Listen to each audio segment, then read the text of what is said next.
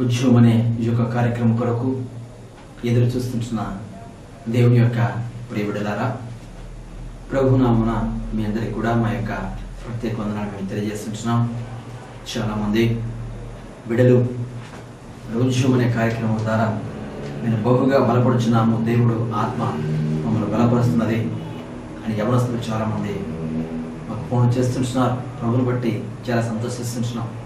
అవును ప్రియులారా, ఈ లోకంలో నిర్జీవమైన జీవితాలను ఇదివరకు నేను చాలాసార్లు చెప్పాను, మళ్ళీ చెప్తున్నాను. నిర్జీవమైన జీవితములు అనగా ఎండిన ఎముకలతో సమానం అండి. నిర్జీవమైన జీవితములు అనగా ఎండిన ఎముకలతో సమానం.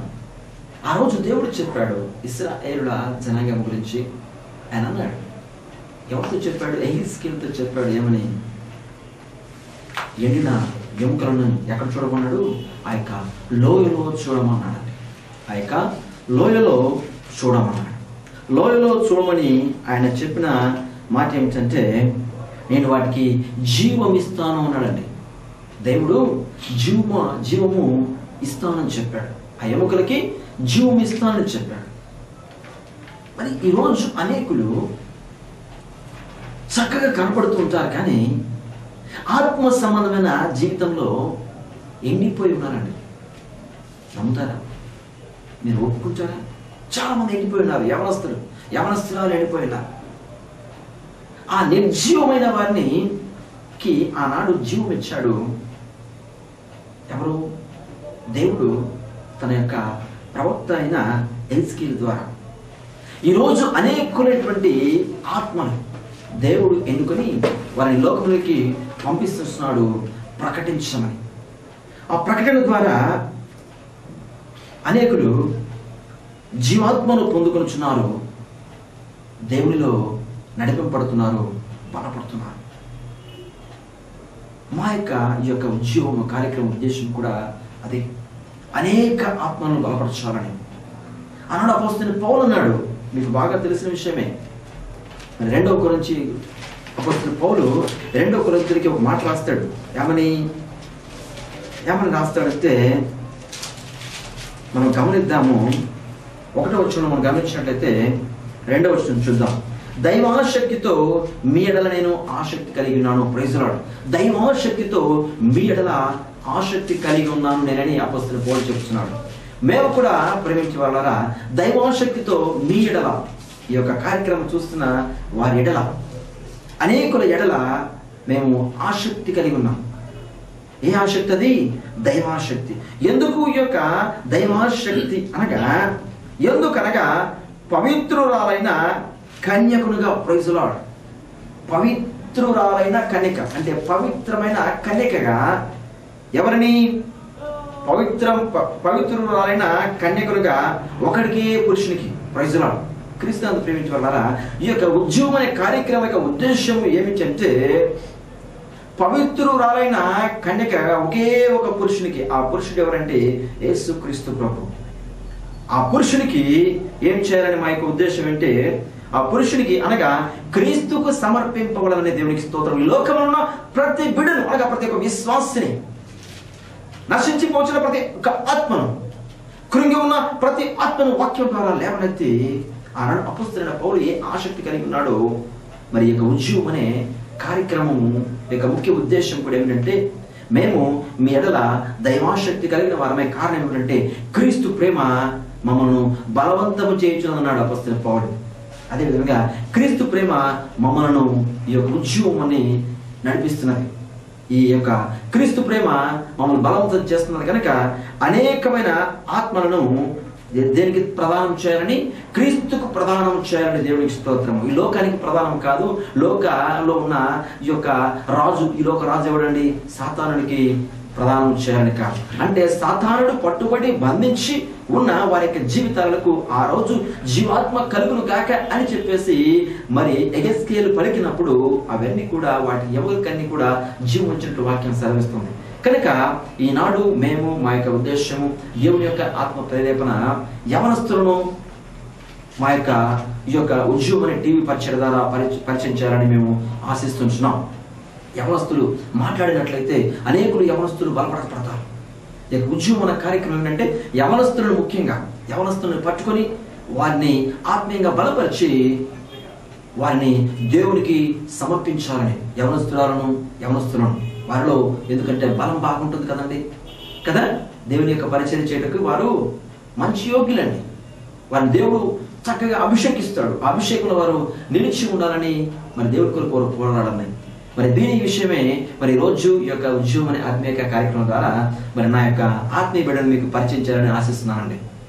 మరి బిడ్డ పుట్టుకతో అనగా క్రైస్తవ కుటుంబం నుంచి వచ్చిన వ్యక్తి కాదు, కానీ ఒక బ్రాహ్మణ కుటుంబం నుంచి వచ్చిన బిడ్డ. బ్రాహ్మణ కుటుంబం నుంచి వచ్చి మరి మాతో కలిసి సహాసం చేసే సమయంలో వారి తండ్రి గారు మాకు చెప్పిన ఒక మాట ఏమిటంటే, బ్రదర్ ప్రసాద్ గారు, మీరు నా కుమారుడు ధనం సంపాదించాలి, ఆస్తి సంపాదించాలి, ఐశ్వర్యం సంపాదించాలని కాదు, కానీ మరి అప్పుడు ఆ వయసు వాళ్ళ నాన్నగారు ఇచ్చిన సమయంలో ఆ అబ్బాయి వయసు సుమారుగా 17 సంవత్సరాలు అనుకుంటానండి, బహుశా ఏదైనా 17 సంవత్సరాలే కదా. 17 సంవత్సరాల వయసులో వాళ్ళ నాన్నగారు మరి అబ్బాయిని ప్రత్యేకంగా నా వద్దకు వచ్చి నా చేతిలో చేసి, మా అబ్బాయి మరి ధనము ఆస్తి సంపాదించాలి కాదు, కానీ ఆత్మ సంబంధమైన ఐశ్వర్యం సంపాదించాలండి. నా బిడ్డను ఒక మంచి విశ్వాసిగా తయారు చేయండి, నా బిడ్డను మీ వద్ద ఉంచితే ఆ విధంగా తయారవుతాడని వాళ్ళ తండ్రి చెప్పినప్పుడు, మరి ఆయన చెప్పినంత మరింత గొప్పవాడి కాదు, కానీ తయారు చేయవాడు గొప్పవాడే. ఆయన నా మీద ఉంచిన ఆ యొక్క నమ్మకము ఇంకా నన్ను బలపరిచి మరి నాడు ఆ బిడ్డను మరి ఒక సైనికుడు వలె ఈ దేశంలో తయారు చేసి అనేక ఆత్మలను పట్టుకున్నకు ఆ అబ్బాయిని సిద్ధపాటు చేశాడండి పరిశుద్ధాత్మదేవుడు. కనుక ఈనాడు మరి ఎంతో సంతోషిస్తున్నాను, నేను ప్రభునందు ఆనందిస్తున్నాను. ఎందుకంటే మరి అటువంటి బిడ్డలు ఈ లోకంలో ముందుకు రావడం అంటే 17 సంవత్సరాల వయసులో ప్రభువును నమ్ముకొని మరి రోజు దినదినము ఎదుగుతూ మరి దేవుని దయందును మనుషుల దయందును బిడ్డ వర్ధిల్లుతూ తాను తగ్గించుకుంటూ ప్రేమిటి వలన ఈ దేశంలో పరిచర్య ఎలా ఉంటుందో తెలుసా మీకు? పరిచర్య అంటే ఏదో వచ్చి వెళ్ళడం కాదండి. మా వద్దకు ఎంతమంది వస్తారో అంతమందికి మేము భోజనం అరేంజ్ చేస్తాం, రాత్రి ఉదయం అరేంజ్ చేస్తాం, ఆదివారం అరేంజ్ చేస్తాం. కానీ ఈ యొక్క పరిచర్య అంతా కూడా బిడ్డలే చేస్తారండి, బిడ్డలే చేస్తారు. తాము తగ్గించుకుని ఎంత పరిచర్య చేస్తారంటే, కనుకనే ఈనాడు అభిషేకించబడి ఈ రోజు ఆ యొక్క యవనస్తుడు నశించిపోతున్న ఆత్మను పట్టుకున్నకు దేవుడు నా బిడ్డను అభిషేకించాడు. కనుక ఆ బిడ్డను నేను మీకు పరిచయం చేస్తున్నాను. ఆ బిడ్డ బ్రదర్ పవన్ కుమార్ గారు వచ్చి మీకు వాక్యం అందిస్తారు.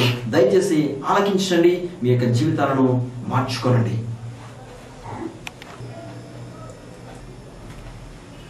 దేవుని నామానికి మహిమ కలుగును గాక.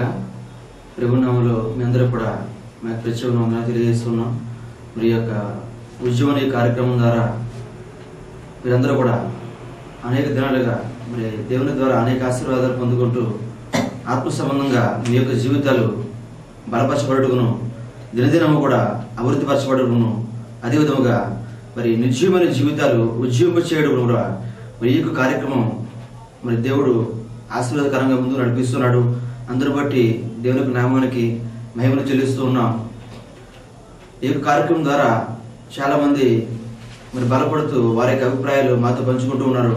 మరి ఫోన్లు చేస్తూ వారి యొక్క ప్రార్థన అవసరతలు, వారు పొందుకున్న మేలును మరి దేవునికి సన్నిధానంలో వారు చెప్తూ ఉన్నారు.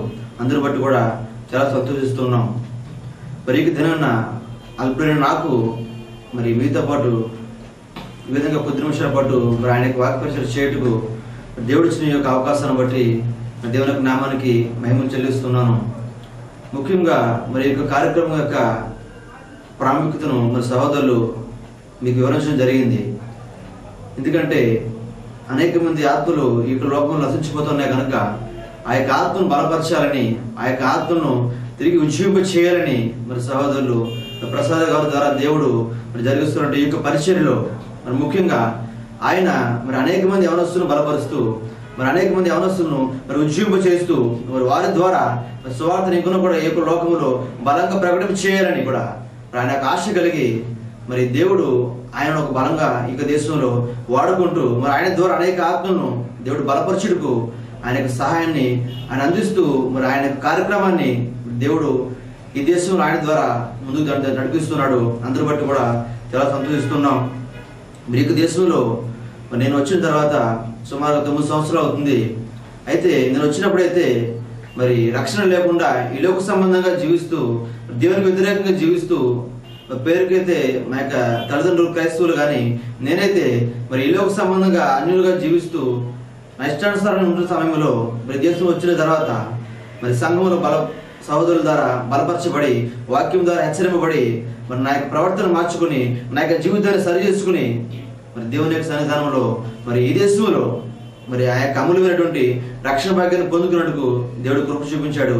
మరి నన్ను నశించిపోతున్న నన్ను ఆయన వెతికి రక్షించి మరి ఈ దినాన్న మరి మీ ముందు ఒక సాక్షి బిడ్డగా నిలబడుటకు దేవుడు ఇచ్చినటువంటి ఈ యొక్క గొప్ప అవకాశాన్ని బట్టి ఈ యొక్క సమయాన్ని బట్టి మరి దేవునికి ఎంతగానో మహిమలు తెలుస్తున్నాను. హల్లెలూయా. మరి ఈ యొక్క దినాన్న మనం వాక్య భాగాన్ని గమనించినట్లయితే ఈ రోజుల్లో ప్రతి ఒక్క విశ్వాసం కూడా కోరుకునేది ఏమిటి అంటే నా జీవితము వర్ధిలింపబడాలి, నా కుటుంబం వర్ధిలింపబడాలి, దేవుని యొక్క కనికరము మేము పొందుకోవాలని చెప్పి అందరూ కూడా ఆశిస్తూ ఉంటారు. అవునంటారా కాదంటారా? ఎందుకంటే అందరూ కూడా మా జీవితం లేక మా కుటుంబము వర్ధిల్లాలి, మా యొక్క సంఘము వర్ధిలింప చేయాలని చెప్పి వారు ఆశిస్తూ ఉంటారు.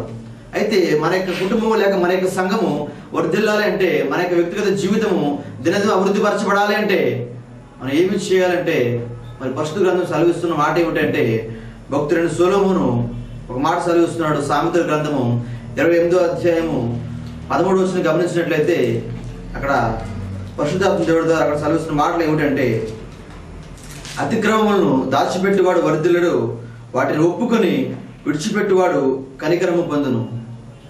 ఈ యొక్క మాటను గమనించినట్లయితే భక్తుడైన సొలొమోను ద్వారా దేవుడు సెలవిస్తున్న మాటలను గమనించినట్లయితే అతిక్రమమును దాచిపెట్టువాడు వర్ధిల్లడు, వాటిని ఒప్పుకొని విడిచిపెట్టువాడు కనికరం పొందునండి.